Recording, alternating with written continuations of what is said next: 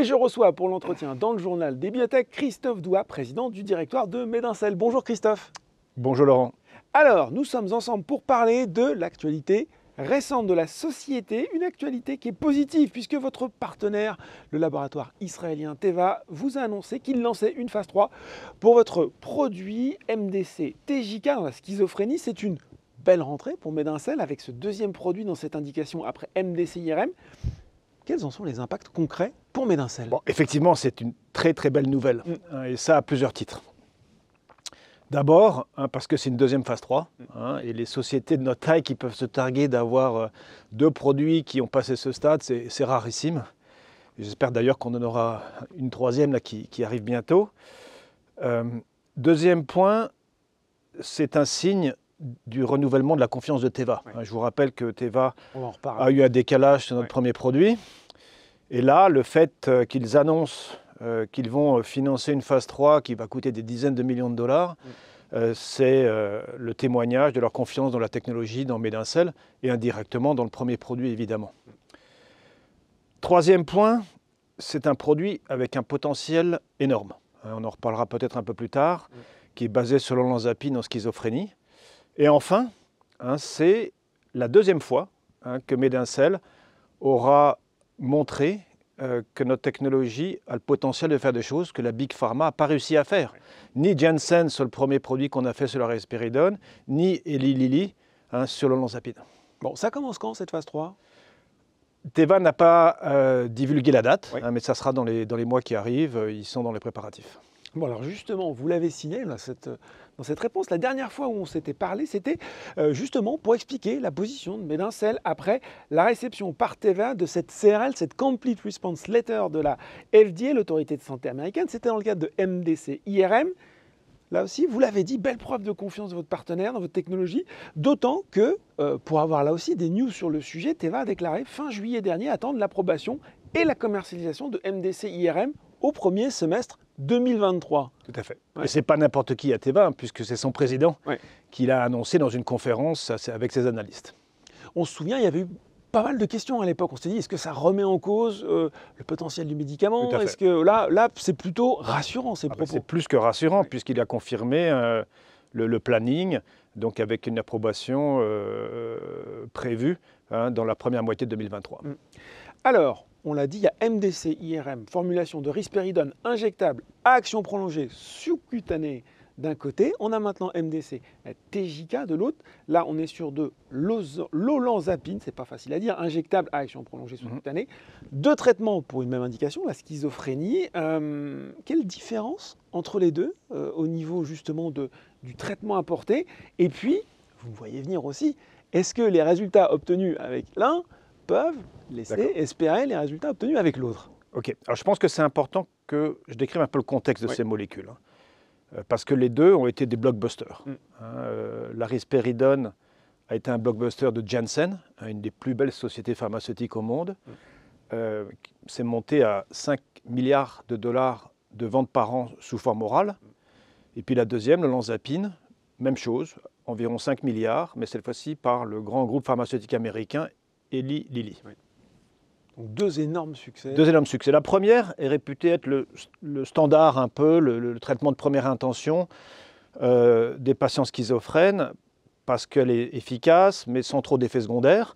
L'olanzapine est réputée être la molécule la plus efficace, mais avec plus d'effets secondaires. Donc c'est en général utilisé sur les patients les plus sévères. Maintenant, quand ces molécules ont perdu leur brevet, comme systématiquement d'ailleurs dans l'industrie, les prix sont tombés. Qu'a fait Janssen? Janssen et Lilly d'ailleurs ont fait la même chose. Ils ont essayé de développer un injectable longue action pour défendre et continuer à avoir cette franchise de plusieurs milliards. Janssen a réussi.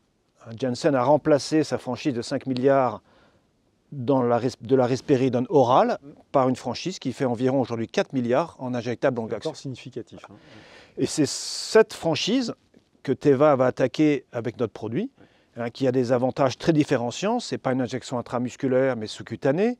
C'est un produit qui a un effet immédiat, alors que les produits existants doivent être complétés, soit par une prise orale, soit par une deuxième injection. Et c'est un produit qui est prêt à l'emploi.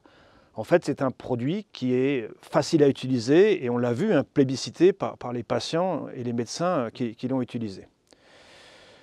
Cette facilité laisse aussi entrevoir la possibilité pour Teva non seulement de traiter les patients les plus sévères comme aujourd'hui, mais aussi des patients moins sévères, premier épisode, puisque ce produit est extrêmement facile à utiliser. Ça, c'est le premier produit. Oui. Et les Lilly, selon l'Olanzapine, a tenté de faire la même chose, mais ils se sont plantés. Donc là, c'est MDC TJK, on met bien. TJK, c'est celui-là, voilà. C'est celui qui va démarrer sa phase 3. Ils sont plantés parce qu'ils ont eu des surprises dans les essais cliniques, avec des surdoses sur quelques patients. Et la FDA leur a imposé que chaque patient reste sous observation pendant 3 heures après injection. Donc ça a tué le produit. Donc là, on voit qu'il y a un potentiel énorme à capter. Et si Teva aujourd'hui se dit prêt à financer cette phase 3, c'est qu'il pense, comme Medincell, qu'on peut y arriver, évidemment. Et d'autant plus que Teva a fait une phase 1 qui a des résultats favorables pour aller en phase 3. Si on regarde maintenant concrètement les développements pour Medincell sur les 6-10 mois à venir, qu'est-ce que peuvent attendre les investisseurs si on recrante comme ça le calendrier fin 2022, début 2023 ? Déjà, si on se projette au printemps, première approbation. Des sociétés biotechnologiques françaises qui ont eu des approbations aux États-Unis sur un produit à potentiel de blockbuster, je ne crois pas qu'il y en ait eu dans le passé. Donc, on fêtera ça. J'espère que vous reviendrez ici pour on fêtera ça. Et en plus, on devra avoir 2 phases 3 en cours et le reste du pipe qui avance. Notamment 2 IND, donc 2 démarrages d'essais cliniques sur 2 autres produits, la contraception et un autre produit aussi courant 2023. Et puis, fin de trimestre, on va aussi, et je le confirme, je l'ai confirmé hier, on aura les résultats de notre essai clinique sur l'ivermectine orale contre le Covid, qui nous permettra de décider la suite du programme pour la version injectable en prophylaxie. Bon, un newsflow soutenu. Je le disais justement parce qu'on a appris aussi côté trésorerie, il y a eu cette autre bonne nouvelle, elle est tombée lundi soir, le financement supplémentaire de 20 millions d'euros auprès de la BEI. Alors ça passe notamment, il va falloir que vous m'expliquiez, par le remboursement par anticipation d'un précédent prêt de 20 millions signé en 2018 avec cette même BEI. Au final, pour faire simple, quel horizon financier ça confère à Medincell tout ça ? Alors déjà, première conséquence, c'est une visibilité qui s'étend largement dans 2024. Et donc, ça évite d'avoir à faire des augmentations de capital dans des conditions mauvaises. On sait que le contexte est compliqué en ce moment, et donc ça, c'est un vrai soulagement. Oui, et donc, c'est extrêmement important. C'est un projet sur lequel on travaille depuis environ 1 an. Donc, on avait anticipé, en cas de décalage, de pouvoir avoir accès à des financements non dilutifs. Et ce n'est pas n'importe quel financement, c'est la Banque européenne d'investissement. Et c'est la 2e fois qu'elle nous fait confiance. Et elle a refait des diligences ces derniers mois avant de s'engager. Donc effectivement, c'est un prêt de 40 millions, dont on remboursera, Medincell remboursera le premier prêt de 20 millions que la banque nous avait octroyé en 2018. Et ce prêt nous permet de n'avoir aucune échéance de remboursement de capital avant 2027. D'accord. Donc ça nous donne une énorme visibilité, donc quasiment plus de 4 ans après le démarrage des ventes de MDC IRM. Vous voyez où je veux en venir. Medincell est en train de transitionner vers une vraie société commerciale avec des revenus de nos produits qui devraient pouvoir nous amener à la profitabilité dans les petites années qui viennent. Il y a un point aussi sur lequel je voulais finir. Il y a eu cette publication du rapport RSE, Responsabilité sociale, sociétale d'entreprise 2021. On parle beaucoup, de plus en plus des critères ESG, environnement, sociaux, gouvernance. Ouais. Et paradoxalement, j'ai envie de dire presque pas tant que ça dans le secteur biotech, c'était justement important pour vous de mettre l'accent sur ce point précis. C'est fondamental, parce que ces thèmes sont vraiment au cœur de l'ADN de Medincell. Quand la société a été fondée, elle a été fondée sur 2 visions extrêmement importantes. Une vision de société pharmaceutique humaniste. Comme vous le savez, on travaille sur des projets à fort impact humanitaire potentiel, contraception, sur la malaria aussi, avec des fondations. Et deuxièmement, avec un modèle d'entreprise où tous les employés sont actionnaires. Donc on était quelque part en avance sur cette grande vague ESG qui arrive. Et on a même mis dans nos statuts, il y a 3 ans, cette mission, hein, d'ailleurs avec un troisième point aussi, la pérennité de la société. C'est une question que les petits actionnaires nous ont demandé hier dans le call actionnaire.